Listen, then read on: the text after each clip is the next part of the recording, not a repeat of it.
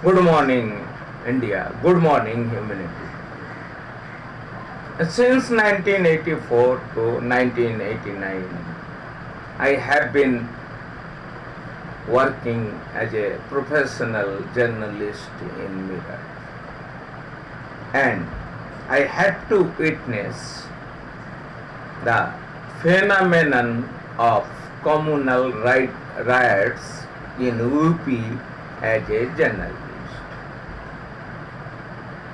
I had been witnessing the Mandal versus Kamandal fight, the civil war.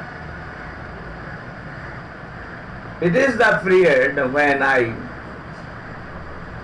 was bleeding to see Sikhs being killed countrywide. My friends who were reading with me in primary schools, they were absconding and they had been killed in encounters. In Assam, Tripura, it was genocide. It had been a very bleeding Holocaust, and Bhopal gas tragedy. Then I was in Meerut. Indira Gandhi's killing, I was in Meerut. When Babri Mosque demolition was started in 1990, and Meerut was not only Meerut, every part of UP and every part of the country was set on fire, and BJP for the first time roamed home with landslide majority in Uttar Pradesh, and it cleared the decks of RSS taking the hymns of the ruling hegemony, replacing Congress. Meanwhile, VP Singh government, Indra Kumar Gujral government came in, and it followed the neoliberal age. My short novel, which was published at Lambi Kahani, Unka Mission, was written in that period which dealt with the economy of riots, the killing of indigenous aborigine production system. It was written then. Then my first collection of short stories, Ande Sete Log, is about the phenomenon of communalization. The country is vertically divided, and as Ambedkar said, we are divided, and unity of India is the only way to make India a republic, democrat, and ensure political, social, and economic justice. Because this short novel was published in a little mag, and we could not publish it in book format, nor I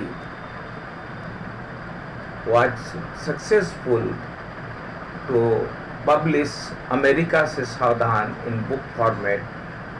I wrote this in a full-fledged about this Unka mission in a full-fledged novel in Bengali, and the script is lying in Bangla Academy for almost 10 years. I am sharing this original short novel Unka mission with you today because I think it would be very relevant to understand the communal divide. Here you are. उनका mission, पलाश विश्वास। कई दिनों से सारा शहर जल रहा है। पूरब में मेडिकल कॉलेज, उसके आसपास बनी रिहायशी बस्तियों और उनसे सटे गांवों से लेकर पश्चिम में रेलवे स्टेशन के पार तक के देहाती इलाकों तलक फैली आबादी धू-धू श्वासनी आग में जल रही है। धरती से आसमान तक आग ही आग है, या फिर धुआं, या फिर राजनीति के पर लगाए दंगाइयों की विभत्सता। हवा में जिंदा जलाए जा रहे लोगों के मांस की सड़ांध है, या बेसहारा विधवा औरतों और मासूम बच्चों की चीखों की गूंज अनुगूंज। कहीं छुरेबाजी हो रही है तो कहीं टेलीस्कोपिक राइफलों से हो रहा है सामूहिक नरसंहार, या फिर पुलिस, पीएसी, अर्धसैनिक बलों या सेना की फायरिंग में मारे जा रहे हैं लोग। कर्फ्यू है, देखते ही गोली मार देने का आदेश है। राज्य और केंद्र सरकारों के मुताबिक हालात भी काबू में है, फिर भी मारे जा रहे हैं बेगुनाह। फिर भी आग में जिंदा जलाए जा रहे हैं बूढ़े, बच्चे, औरतें, बीमार और विकलांग। औरतों की अस्मत लूटी जा रही है, दंगाई नंगा नाचते हैं। शहर का यह इलाका हिंदू बहुल है। क्यों कहे कि पूरा इलाका हिंदुओं का है, सिर्फ हिंदुओं का। जो मुसलमान इक्का दुक्के थे वो भी दंगा शुरू होते ना होते मुसलमानों के लिए सुरक्षित समझे जाने वाले इलाकों में चले गए। यहाँ कर्फ्यू भी है और गोली मार देने के आदेश भी, पर शहर के उस हिस्से में लोगों के घर जल रहे हैं। पत्ती हिलने पर भी या तो छुरियां चल रही या फिर गोलियां। जिनके घरों दुकानों में आग नहीं लगी थी, जिनके घरों दुकानों में आग नहीं लगी, वे या तो भूखों मर रहे हैं या अपने बच्चों को अन्न, पानी, दूध के बगैर भूखे प्यासे तड़पते हुए देखने को मजबूर है।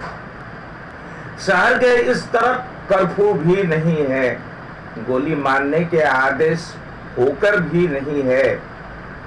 छुट्टे घूम रहे हैं लोग, उधम मचा रहे हैं लोग। मिली जुली आबादी वाले इलाकों में फैले दंगों के बारे में स्याह सफेद रंग बिरंगी अफवाहें फैलाकर शहर के हालात बिगाड़ रहे हैं लोग। फिर भी पुलिस, पीएसी, अर्धसैनिक बलों और सेना की गश्त या फिर फ्लैग मार्च का सिलसिला जारी है।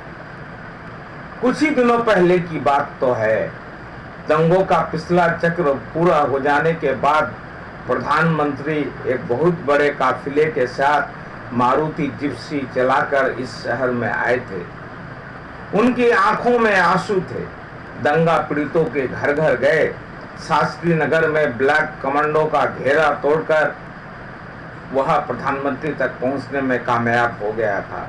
उसने टैक्स में आकर पूछा था, आप हिंदू कार्ड क्यों खेल रहे हैं प्रधानमंत्री?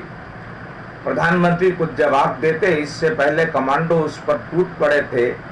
एसएसपी उसे पहचानते हैं, इसलिए जान बच गई। कमांडो तो प्रेस कार्ड भी नहीं देख रहे थे, पर उसकी बहादुरी का नतीजा हुआ कि प्रधानमंत्री प्रेस कॉन्फ्रेंस में बोले। उनके जाते ना जाते डीएम, एसएसपी और एसपी बदल दिए गए। शहर के सारे सीओ भी बदल दिए गए। इस इलाके से चुने गए केंद्रीय मंत्री और सूबे के मुख्यमंत्री ने शहर में शिविर लगाए। पीएसी की एक बटालियन स्थायी तौर पर यहाँ आबाद हो गई। सैनिक छावनी तो है ही। फिर भी दंगे एक बार फिर शुरू हो गए। सैकड़ों साल पुराने शहर के प्रसिद्ध मेले को भी नहीं बख्शा। नफरत की इस आग ने हिंदुओं मुसलमानों के भाईचारे के प्रतीक इस मेले में पहली बार सांप्रदायिक दंगा, सांप्रदायिक हिंसा हो गई। महीने भर चलने वाले मेले का तंबू उखड़ गया। शहर के छोटे व्यापारियों और मेहनत कशों की साल भर की कमाई और मेहनत मिट्टी में मिल गई। यही नहीं, भूख के मारे सर्कस के शेर और हाथी की भी मौत हो गई। तब से हफ्ता भर बीत गया। सारा शहर जल रहा है। शहर को बचाने के लिए न प्रधानमंत्री की ओर से कोई पहल हो रही है, न मुख्यमंत्री की ओर से। गृह मंत्री का विमान हवाई सर्वेक्षण के लिए दिल्ली से उड़ा था, पर यहाँ आग की लपटों और धुएं के बादल में आसमान ही आसमान में गृह मंत्री का दम घुटने लगा। दंगाइयों के पास रॉकेट लॉन्चर थे, पर विमान भेदी तोप नहीं थे। फिर भी गृह मंत्री सुरक्षित राजधानी वापस हो गए। शुक्र है। आज दफ्तर आते हुए वह हवा में कुछ ज्यादा ही तनाव महसूस कर रहा था। पूरे शहर में इस वक्त इंसानियत नाम की कोई चीज नहीं रह गई है। या तो लोग हिंदू हैं या फिर मुसलमान। इस ध्रुवीकरण में इंसानियत का कोई तकाजा नहीं, कोई सरकार नहीं। उसने इन दिनों हजारों दफा यह महसूस किया है। लोगों के दिलो दिमाग में मोहब्बत का वह लबालब समुंदर इस कदर नफरत की ज्वालामुखी में तब्दील हो गई। सोचते सोचते अरसे से परेशान है वह। दफ्तर से 20 मिनट की दूरी पर है उसका मोहल्ला। बेहद सुरक्षित इलाका है। यहाँ आए हुए कई साल हो गए हैं उसे। पत्नी को भी शहर का मिजाज अच्छी तरह मालूम हो गया है। आजादी से पहले भी यह शहर मशहूर रहा है। अंग्रेजों के जमाने की छावनी है। 1857 की पहली क्रांति के दरमियान इस शहर में आजादी के दीवाने हिंदू मुसलमान जवानों ने कंधे से कंधा मिलाकर बगावत का झंडा उठा लिया था।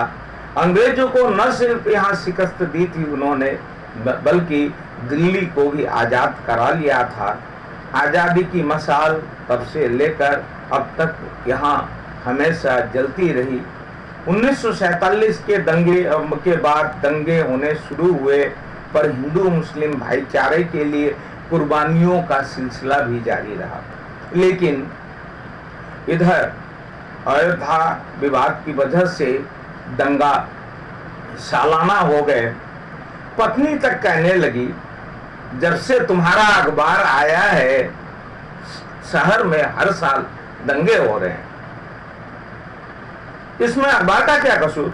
लोग दंगाई हो रहे हैं, अखबार दंगाई नहीं होते। लोग दंगे ना चाहे और अखबार दंगाई हो जाए तो अखबार क्यों नहीं बंद करा देते लोग? वह बिदक कर कहता। इस पर पत्नी चुप हो जाती है। शहर के उस इलाके में तमाम बड़े लोग रहते हैं। नेता, व्यापारी, डॉक्टर, वकील, प्रोफेसर, उद्योगपति, संपादक और अफसरान सभी जानते हैं कि सारा शहर जलकर राख हो जाए तो भी यहाँ आंच तक नहीं आने वाली।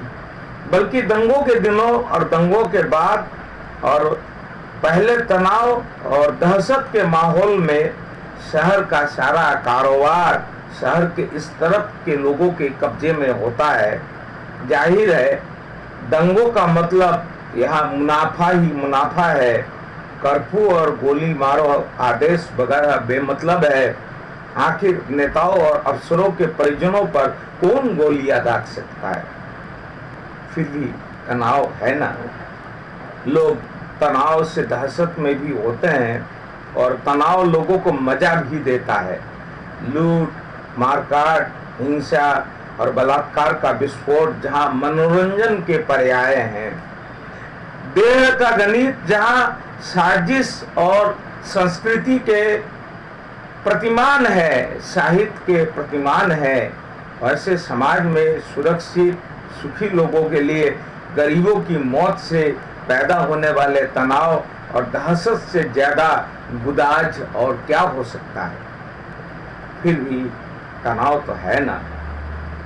मोहल्ले का इकलौता सैलून और मांस की दुकानें बंद हो गई। मकान मालिकों ने दंगे के बहाने इन पर कब्जा पा लिया, क्योंकि इनसे जुड़े मुसलमान जान बचाने की गरज से फरार हो गए हैं। मोहल्ले से सटा है सेना का कृषि फार्म। मोहल्ले के कई लोग इस फार्म का दूध बेचकर लखपति हो गए। फार्म और मोहल्ले के बीच बची खुची जमीन पर नगर महापालिका की ओर से नई आवास विकास कॉलोनी निर्माणाधीन है। दूध, सब्जी, राशन, मिट्टी का तेल जैसी जरूरी चीजों से लेकर हर चीज थोड़े महंगे दाम पर इस इलाके में 24 घंटे उपलब्ध हैं, दंगों के इन दिनों में भी। वैसे इस शहर में अब रिवाज सा बन गया है कि थोड़ा बहुत खाते पीते लोग हमेशा महीने भर का राशन पानी जमा रखते हैं। शहर इतना संवेदनशील हो गया है कि बात विवाद दंगा भड़क जाता है, फिर एक बार भड़क जाए तो दंगा थमने का नाम नहीं लेता।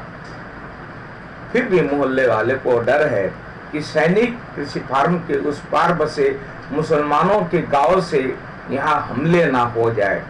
डरने की वजह भी है कि मोहल्ले के अकेले मुसलमान परिवार का मकान फूंक दिया गया, बगीचे में मुसलमान रखवाले की झोपड़ी फूंक दी गई, बगल के मोहल्ले में तो मुसलमान परिवार को जिंदा जला दिया हिंदू दंगाइयों ने। बड़ी हवा है कि हो ना हो जान पर खेलकर अपनों की हत्या का बदला जरूर लेंगे मुसलमान। मोहल्ले की सीमाओं पर हर गली हर नुक्कड़ पर जाबाज हिंदू जवान पहलवान तैनात कर दिए गए। बच्चा दूध मुहा है, पहला बच्चा है, यही पैदा हुआ, अस्पताल में है, साल भर का भी नहीं है। वह दफ्तर में होता है तो पत्नी अकेली होती है। गांव में घर बार छोड़कर मां नहीं आ सकती, न ही पत्नी के मायके से किसी के आने की स्थिति है। फिर जो हालात है, जो जहां है ठीक है, रास्ते में कब किस पर हमला हो जाए कौन जाने। दंगों और मौत के इस शहर में अपने को बुलाए तो कैसे। 2 मंजिले पर है उसका कमरा, वहां तक पहुंचने का असल रास्ता तक नहीं है। फिर अंकल आंटी का मोहल्ले भर में दबदबा ऐसा है कि इस मकान की ओर कनखियों से देखने की हिम्मत भी नहीं करते लोग। उसके मेहमान भी बमुश्किल दाखिल हो पाते हैं। घर क्या पूरी तरह सैनिक छावनी है। आंटी के मर्जी के बगैर यहाँ किसी को चू तक करने की हिम्मत नहीं है। फिर भी इस किलेबंदी में पत्नी का दिल घबराता है। जब जब वह आसमान को देखती, धुआं ही धुआं, शहर के उस छोर से इस छोर तक देखती, आग ही आग। गली की ओर नजर डालती तो हर कहीं नजर आती उन्मादी बलवाई भीड़ जो अपने पराये का ख्याल नहीं करती। वह हाय हाय करते हुए कहती, हमारा बचपन कितना अच्छा था, जमीन और आसमान में तबाही की यह आग नहीं थी, इतना धुआं नहीं था कहीं, मेरे बच्चे का तो दम घुट जाएगा। जानती हो शहर में बेमौत मारे जा रहे हैं कितने मासूम बच्चे, कितने यतीम हो रहे हैं। बताओ इन बच्चों की जाति क्या है, धर्म क्या है। तुम पगला गई हो। इमरजेंसी में इंदिरा गांधी ने अखबारों पर पाबंदी लगाई थी। अखबार नहीं हो तो देश में अराजकता हो जाएगी। तुम यहाँ टुच्चा धंधा नहीं छोड़ सकते, खाएंगे क्या। चलो गांव लौट चले, पागल हो गई हो। मुझे तो डर लगता है। डरने की क्या बात है, इससे ज्यादा सुरक्षित मोहल्ला तो शहर भर में भी नहीं है। अगर मुसलमान सचमुच हमला करते तो क्या दिमाग खराब हो गया है तुम्हारा? मिलिट्री फार्म पार करके वे यहाँ कैसे आ जाएंगे? तुम नहीं जानते। तुम्हारे हिसाब से चले तो हिंदुस्तान में दंगे ही नहीं होने चाहिए। दफ्तर आते हुए सब कुछ सामान्य लगा। शहर में कर्फ्यू है, आग लगी है, गोली मारने का आदेश है, ऐसा कुछ नहीं लगता। गोल मार्केट खुला हुआ है, सड़कों पर गाड़ियां नहीं चल रही। पर मुसलमानों की भारी आबादी वाले इस शहर के इस हिस्से में कहीं कोई मुसलमान नहीं दिख रहा। ना फेरी वाला, ना सब्जी वाला, ना रिक्शा वाला, ना नाई, ना जूता सीने वाला, ना ही सरकारी गैर सरकारी कर्मचारी या पुलिस वाले। सेना, पुलिस और प्रशासन की मदद कर रही है। इसलिए बड़े लोगों का यह हिंदू इलाका भयानक दंगों के इन दिनों में भी मजे में है। पर धनी लोगों की मिली-जुली आबादी वाले इलाकों की हालत ऐसी नहीं है। अभी उस दिन शास्त्री नगर में मशहूर शायर का मकान जला दिया दंगाइयों ने। वो अंतर्राष्ट्रीय ख्याति के शायर ही नहीं, स्थानीय विश्वविद्यालय में उर्दू में प्रोफेसर भी हैं। शुक्र है कि दोस्तों की सलाह मानकर पत्नी और इकलौती बेटी के हाथ पकड़कर वह पहले ही शहर छोड़कर चले गए। मकान उनका दंगाइयों ने फूंक दिया। सारे कीमती सामान लुटेरों ने लूट लिए, फूंक दी हजारों किताबें भी। किताबें जो अदब और कायदे की बात करती हैं, किताबें जो सिखाती हैं कि मजहब का मतलब नफरत का कारोबार नहीं है, किताबें जो तमस से ज्योति की ओर ले जाती है आत्मा को। उन्माद एक तरफा नहीं है, उन्माद एक तरफा नहीं है। न इस शहर में हर हिंदू दंगाई है और न हर मुसलमान दंगाई। दंगाइयों की कोई जाति धर्म नहीं है, पर इंसानी दरिंदों ने इंसानियत की उन बेशकीमती कुर्बानियों को जलालत में तब्दील कर दिया है जिन पर दंगाइयों का वजूद कायम है। दंगाइयों को रोकने के लिए रही दूर, अपनों को बचाने के लिए भी कोई कारगर पहल करने को तैयार नहीं है। दंगों की आग में सेकी जा रही है राजनीति की रोटी। पुलिस और सेना किसी को पकड़ भी ले तो देखते ना देखते उसके मददगार ऊंची पहुंच के जरिए उसे बचाने को हाजिर हो जाते हैं, पर बेगुनाह आम आदमी के हक में कोई नहीं बोलता। मुसलमान इलाकों से भी भाग आए हैं हिंदू, मुसलमान इलाकों से भी भाग आए हैं हिंदू। भागे हुए दहशतजदा लोगों के बयान से फैल रही हैं तमाम अफवाहें। विस्थापितों की मदद न सेना कर रही है न सरकार। जहां सर छुपाने की जगह मिल रही है, विस्थापित वहां घुसे चले आ रहे हैं। हिंदू और मुस्लिम संप्रदाय संगठन इन दंगा पीड़ितों का मनचाहा इस्तेमाल कर रहे हैं दंगा और भड़काने के लिए।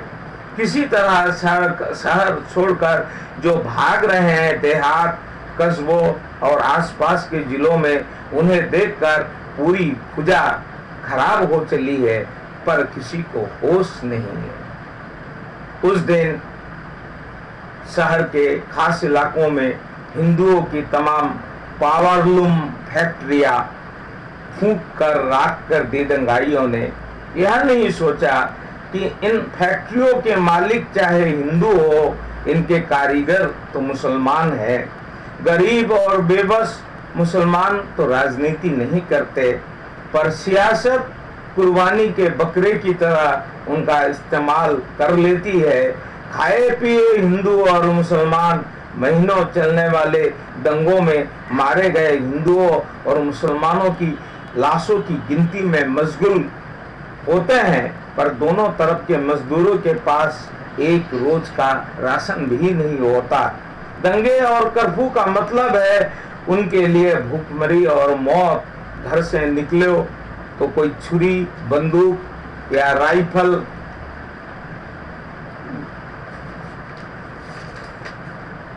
उन्हें मौत के घाट उतार देती है, और घर के अंदर रहो तो घर वालों को का घुट घुट कर भूखो प्यासा मरना देखना ये मौत से भी बदतर हादसे से गुजरना होता है।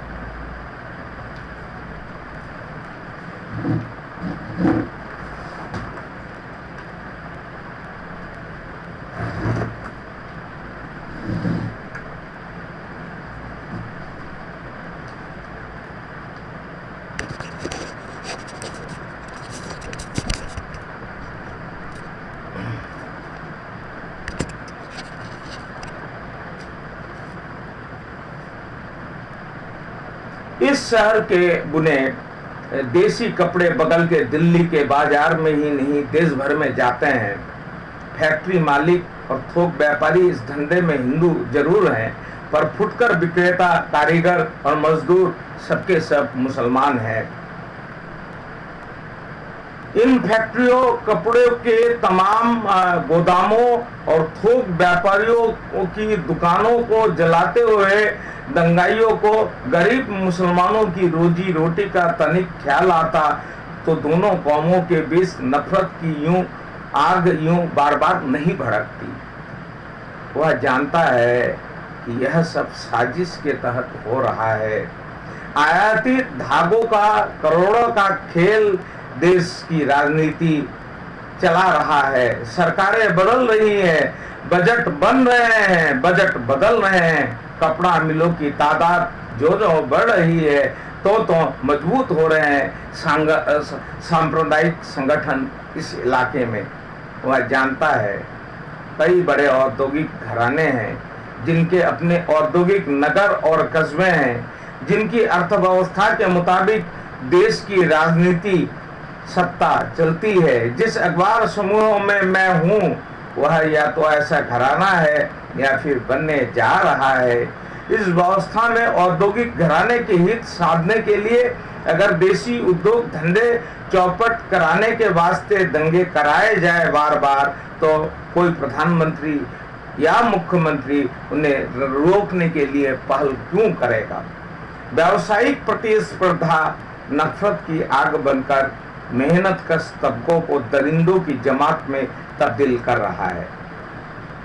क्या कोई नहीं है जो इस साजिश का पर्दाफाश करे, बेनकाब कर दे वे श्रेष्ठ, सुंदर, विभत्स चेहरे, दिलो दिमाग जो दंगों के पीछे हैं। मेहनत कशों में चेतना न हो तो वे कैसे पूंजीपति, सांप्रदायिक, सामंती तत्वों के हाथों खिलौना बन जाते हैं। उसे बार बार इस शहर के दंगों में इसका एहसास हुआ है। एक गरीब बस्ती के लोग दूसरी गरीब बस्ती पर मजहब के नाम सिर्फ लूटमार के मकसद से हमला कर देते हैं।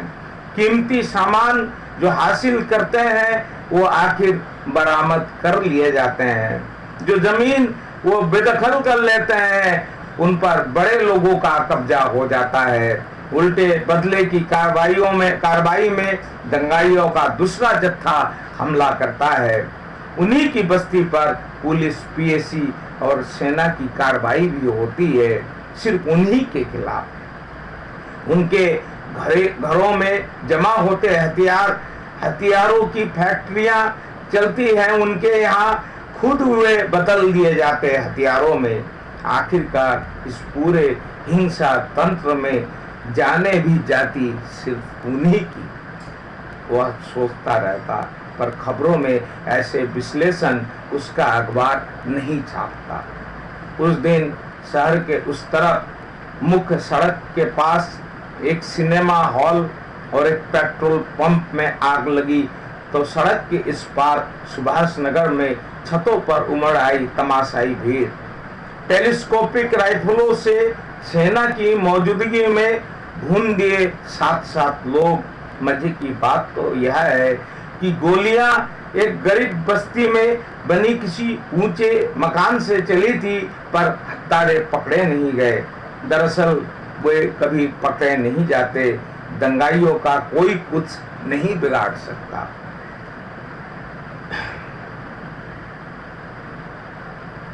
पुलिस और सरकारें सोचती हैं कि कर्फ्यू में ढील मत दो, लगातार बेमियादी कर्फ्यू जारी रहे तो दंगा अपने आप रुक जाएगा, दंगाइयों के हौसले पस्त हो जाएंगे। पर इस शहर में ऐसा कुछ नहीं होता। भूखों मारे जाते बेगुनाह औरतें, भूखे मारे जाते बेगुनाह औरतों, बच्चों, बूढ़ों, बीमारों, विकलांगों की जाने जाती, पर दंगे नहीं थमते। शहर को एक दफा फिर तबाह किए बिना बगैर न दंगाइयों न उनके पीछे काम कर रहे हक दर्जे के हरामी दिलो दिमाग का मिशन पूरा होता। हर बार ऐसा ही होता। कर्फ्यू खुलते ना खुलते जगह जगह छुरेबाजी होती, बम फटते, हत्याएं होती, पुलिस और पीएसी यहाँ तक कि सेना पर भी हमले हो जाते। शहर का भूगोल भी दंगाइयों के हित में है। तंग गलियां हैं, मिली जुली आबादी है, सुरंगों की तरह तंग गलियां मीलों निकल जाती हैं, फौजें तक घुस नहीं पा सकती। दंगाई किसी को भी अंदर घसीट ले, मार दे। पुलिस गुस्सा उतारती मासूमों पर, हिंदू मारे जाते तो पीएसी बदले की कार्रवाई में उतर आती। राइफलों की नोक पर मुसलमानों की जान माल पर हमले के लिए उकसाए जाते हिंदू। यही इस शहर का दस्तूर है। शायद हिंदुस्तान के हर दंगाग्रस्त शहर में यही सब होता। दंगा शुरू हो जाए तो मोहल्लों में भूख प्यास तो रहती रही अलग, हाजत रफा की भी समस्या होती है। इसी शहर में दर्जनों ऐसे गरीब मोहल्ले हैं जहां लोगों को मैदान जाने की मजबूरी है। औरतों और बच्चों तक को वहां ना पेशाब खाने हैं ना ही पायखाने। उनके अनेक बार ऐसा होता है कि हगने मुतने के लिए बाहर निकले बच्चे तक गोली मारो आदेश के शिकार हो जाते। रीजनल दंगाइयों को गोली मारने का होता, वो कहीं नहीं दिखते हैं तो उनके काम खत्म न होने तक पुलिस, पीएसी और यहाँ तक कि सेना भी उनके काम में दखल नहीं दे पाती। इसी हफ्ते उसके मोहल्ले में घर घर तलाशी हुई। अत्याधुनिक स्वयंचालित हथियारों से लैस सेना के जवानों ने पूरे मोहल्ले की नाकेबंदी कर ली थी। बच्चा कई रात से रो रहा था। बच्चे रोते ही रहते हैं। फिजा खराब होने का एहसास तो उन्हें भी होता होगा। इस गलीज जिंदगी के तजुर्बे हासिल न करने तक वे नन्हे फरिश्ते ही होते हैं ना। इंसानियत की बदहाली पर वह रोता चिल्लाता होगा। आग और धुआं, हिंसा और नरसंहार की इस दौर में उसे घुटन महसूस होती होगी। पर पत्नी को पहला बच्चा हुआ है ना, माँ बनने का ताजा रोमांचकारी एहसास है ना, फिर भी वह पहली बार बाप बना है। दूसरे बुद्धिजीवियों की तरह वह ना उन्मुक्त सेक्स में यकीन करता है, न ही पत्नी के अलावा और किसी के बच्चे का बाप होने का उसे तजुर्बा है। जाहिर है वो दोनों परेशान हैं। तुम जैसे नालायक पति से वास्ता पड़ा है मेरे तो कर्म फूट गए। मिशन की बात करते हो, बीवी बच्चे का ख्याल नहीं रखते, दुनिया जहां की खबरों में खोए रहते हो, इतने फिक्रमंद हो कि जैसे नोबेल शांति पुरस्कार इसी साल तुम्ही को मिलना है, या तो फिर तुम अमेरिका या रूस के राष्ट्रपति हो। पत्नी एक बार शुरू हो जाती तो रुकती नहीं। शादी से पहले सलस ने उसे आगाह भी कर दिया था, यह खतरनाक रेडियो है, एक बार प्रसारण शुरू हो गया तो ऑन ऑफ कुछ नहीं मानता। बच्चे को कुछ नहीं हुआ होगा, तुम तो अपना दूध पिलाओगी नहीं, तुम्हारा फिगर बिगड़ जाएगा, अंट संट खिलाती पिलाती हो, उसके पेट में मरोड़ हो रहा होगा, वह भी कम आक्रामक नहीं है। जमाना कहां से कहां पहुंच गया, पत्रकार हो पर हो चुगत के चुगत। आजकल के बच्चे सिर्फ माँ के दूध पर नहीं पलते। फिर भुगतो। बच्चे की तबीयत खराब नहीं हो सकती क्या? कर्फ्यू में कहां ले जाऊं? इतने तो डॉक्टर हैं इस इलाके में, फिर यहाँ कर्फ्यू कहाँ है? कभी भी बवाल हो सकता है, तो मोहल्ले के डॉक्टर से ही बात कर लो। और डॉक्टर की दुकान पर ही था कि सेना ने मोहल्ले की नाकेबंदी शुरू कर दी। जीपें दौड़ने लगी, लाउड स्पीकर से ऐलान हुआ, सभी लोग अपने अपने घरों में रहे, कोई गली में ना आए, कोई भागने की कोशिश न करे। डॉक्टर की दुकान बगल में ही थी। गली में आते ही सर उठाकर देखा, अपने कमरे की बालकनी में परेशान सी खड़ी पत्नी। उसे देखते ही अंदर दाखिल हो गई। नीचे आंटी के यहाँ फिर वही आदमी दिखा जो इधर अक्सर इस मोहल्ले में आने लगा है। गली मोहल्ले में उसे कई बार देखा है उसने। गली मोहल्ले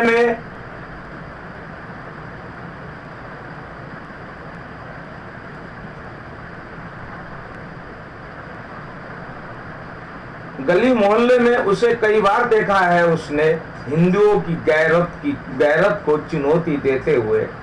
धर्मनिरपेक्षता कोई चीज नहीं है, मुसलमानों को खुश करके वोट बटोरने के लिए धोखाधड़ी है, कह रहा था वह। आंटी अंकल सुन रहे थे।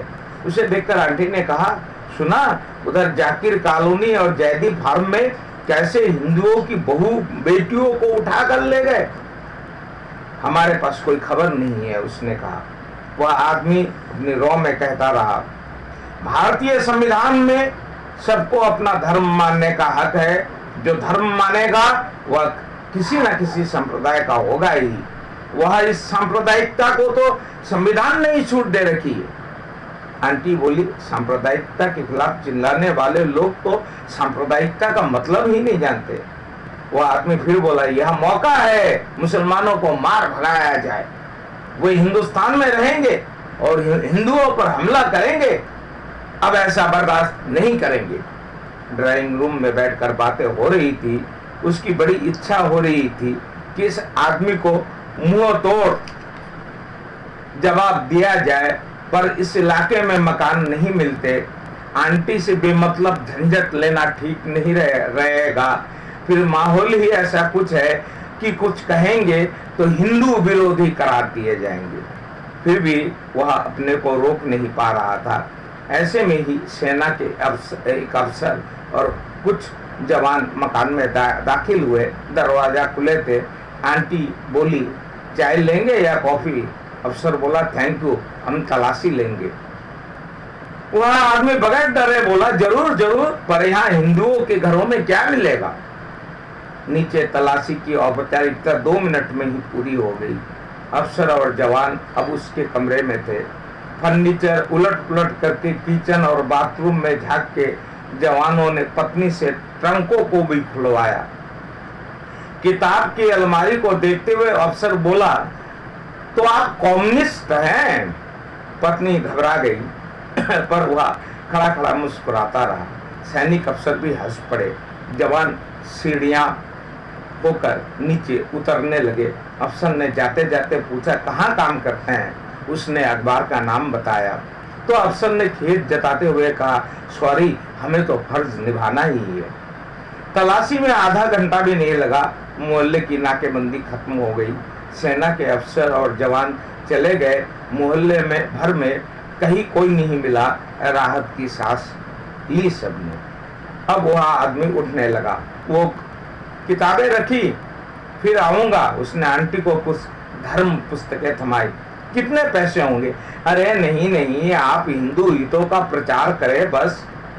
ऐसे में आप कहाँ जाएंगे? यही ठहर जाइए, आपकी जान को खतरा होगा। वह मुस्कुराया।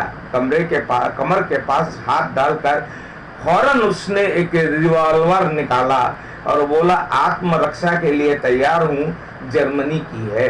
आंटी घबरा गई, बोली आपकी तलाशी हो जाती तो? वह बोला ये हमारी तलाशी ले तो हिंदुस्तान पाकिस्तान हो जाएगा, आखिर यह सेना भी तो हिंदू है।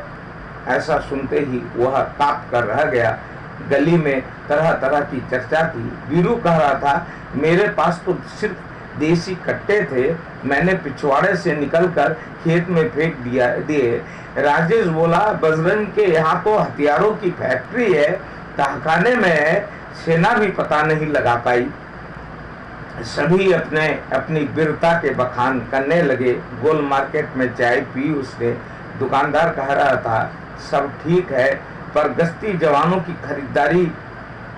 खातिरदारी करनी पड़ रही है, गश्ती जवानों की खातिरदारी करनी पड़ रही है। ठीक भी है, सुरक्षित भी है, वरना मुसलमानों का क्या भरोसा।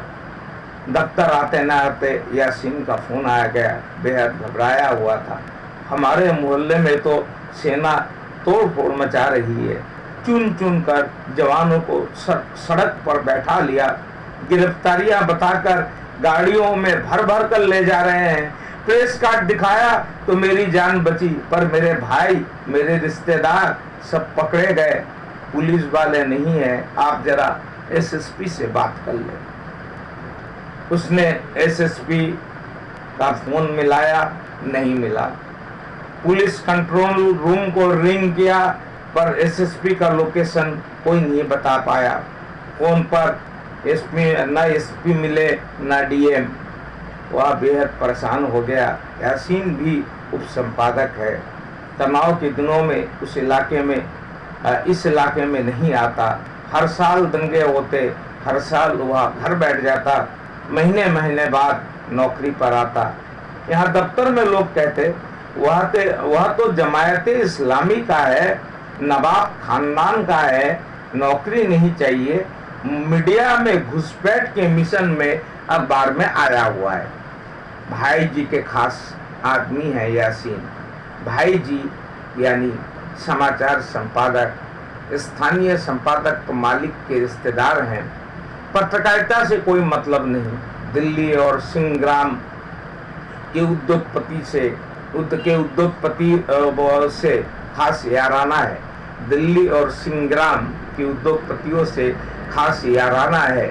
पार्टी और क्लब में बिजी रहते हैं। दफ्तर भी आते हैं तो दारू के झोंक में या मेम साहब से झगड़ा हो जाए तब। सिंहग्राम के सिंह साहब के साथ दिल्ली में साझे में एक राष्ट्रीय अखबार की योजना पर काम हो रहा है अरसे से। सिंहग्राम का रुतबा इधर काफी बड़ा है। टाटा, बिरला, सिंघानिया, बाडिया, अंबानी, गोयनका औद्योगिक घरानों से बाकायदा टक्कर लेकर आगे बढ़ रहा है सिंहग्राम। हिंदुजा के साथ भी कनेक्शन है। अपने स्थानीय संपादक का मिशन यह है कि इस अखबार समूह को भी औद्योगिक घराने में बदल दिया जाए। वह अक्सर कहते पत्रकारिता कुछ चीज है, जेहन में रखो, मिशन कुछ नहीं है। समाज सेवा के लिए हमने अरबों की पूंजी नहीं लगाई है। मुनाफा न हो, घाटे में चले तो बंद कर देंगे। ये दो कौड़ी के अखबार बंद हो जाएंगे तो भी मक्खन रोटी मिलेगी हमें। आप पत्रकारों अपनी रोटी के बारे में सोचो।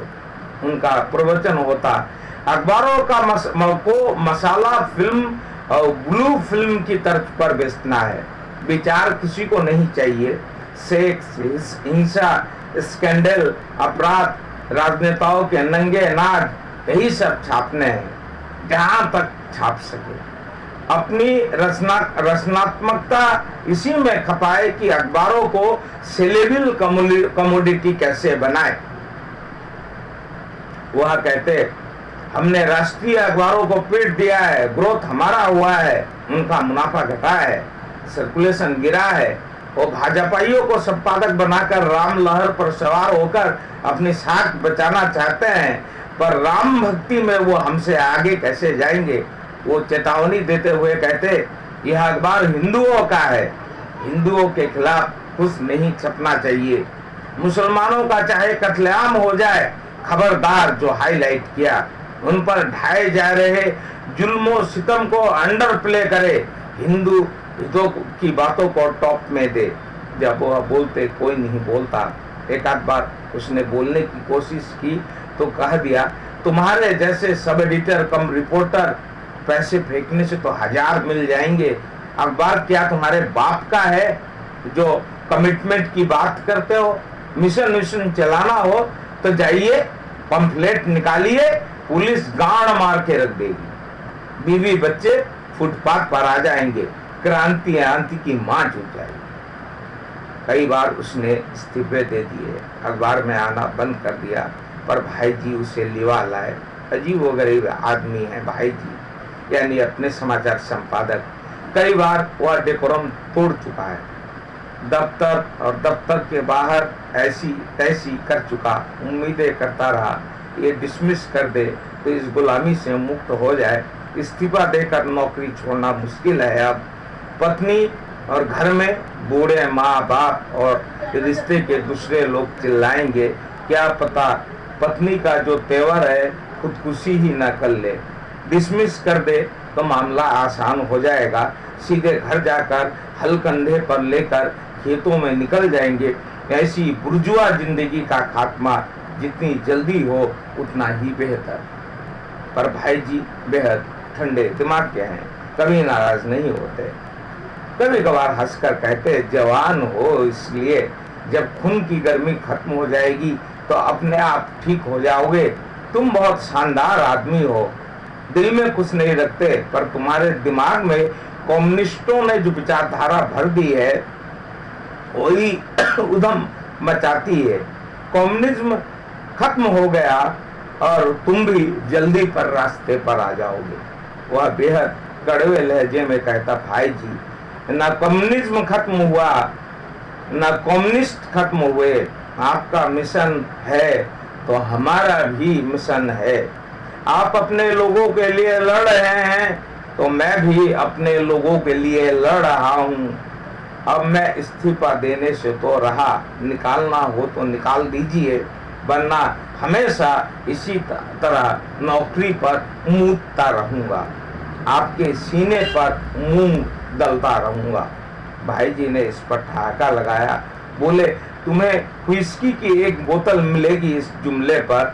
मैं कहता हूँ यह आग अखबारों में क्यों नहीं बरसाते, बाईलाइन से क्यों नहीं लिखते, अखबार हार्टकेक हो जाएगा सचमुच। अभी उसी दिन जब दंगा शुरू हुआ भाई जी से जमकर झगड़ा हो गया। शाम होते ना होते धमाके शुरू हो गए, आगजनी होने लगी तो उसने कहा, मैं रिपोर्टिंग में जा रहा हूँ। नहीं, तुम्हें डेस्क पर रहना है, सिर्फ देखो।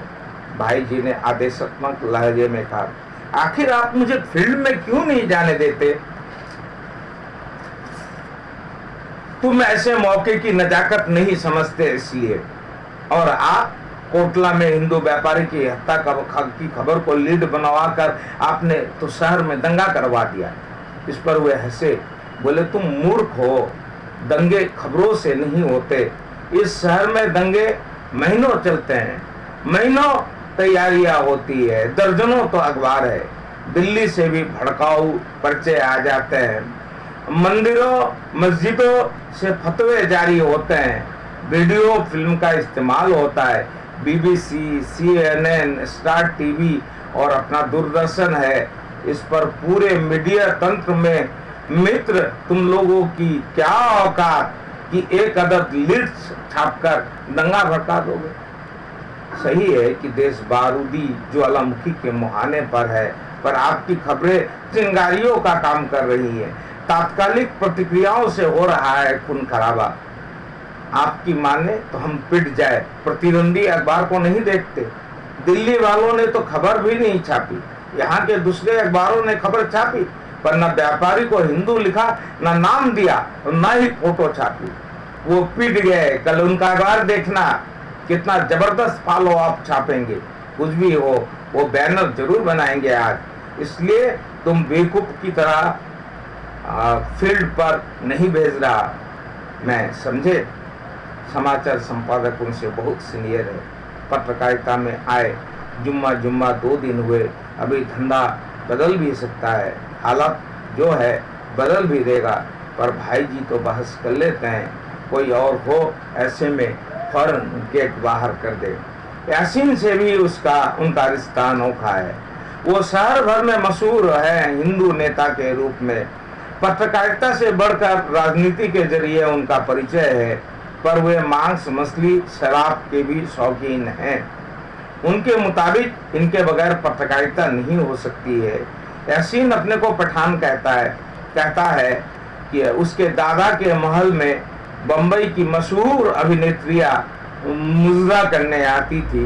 हीरोइनों के नाम गिनाते हुए वह कहता, अमुक को दादाजी बम्बई रखाए थे और अमुक दादाजी की रखेल रही है। दिल्ली की राजनीति में उनका दखल भी खूब है। बगल के कस्बे में चाचा का महल भी है, मौजूद भी है। और अभी नवाब साहब के नाम से मशहूर उसके चाचा सूबे के अहम कैबिनेट मंत्री भी रहे हैं। वे मुख्यमंत्री के पद के दावेदार भी रह चुके हैं, इसलिए उनको मंत्रिमंडल से हटा दिया गया। इधर मंदिर मस्जिद विवाद की वजह से मुसलमान नाराज चल रहे हैं, तो उन्हें पटाकर कांग्रेस में लाने की मुहिम चल रही है। कई दफा कई केंद्रीय मंत्री उनके महल घूम आए। मजेदार बात यह है कि हिंदू नेता होते हुए भी भाई जी भी इस मुहिम में शामिल है। नवाब साहब से उनकी गहरी संति है, पर नवाब साहब भी उतने ही कट्टर मुसलमान है जितने कि भाई जी कट्टर हिंदू। यासीन कहता, इस वक्त कांग्रेस में जो मुसलमान नेता शामिल होगा वह बेहतर हो खुदकुशी कर ले। महल के हर कामकाज में भाई जी याद किए जाते, शादी ब्याह भी उनकी सलाह से तय होते। और तो और यासीन के बगैर उनका काम नहीं होता, चाहे गैस की बुकिंग हो या बच्चों के लिए कपड़ों की खरीदारी, यासीन पर उन्हें भरोसा होता है।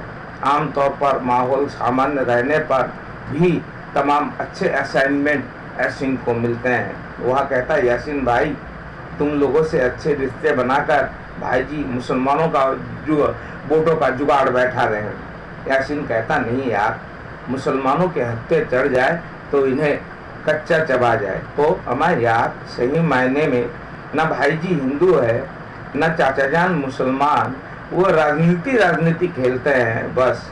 वो उतने ही मुसलमान या हिंदू है जितने कि हमारे प्रधानमंत्री, मुख्यमंत्री, यहाँ तक कि राज्यपाल और महामहिम राष्ट्रपति, क्या पता कभी वे वहाँ तक पहुँच जाए।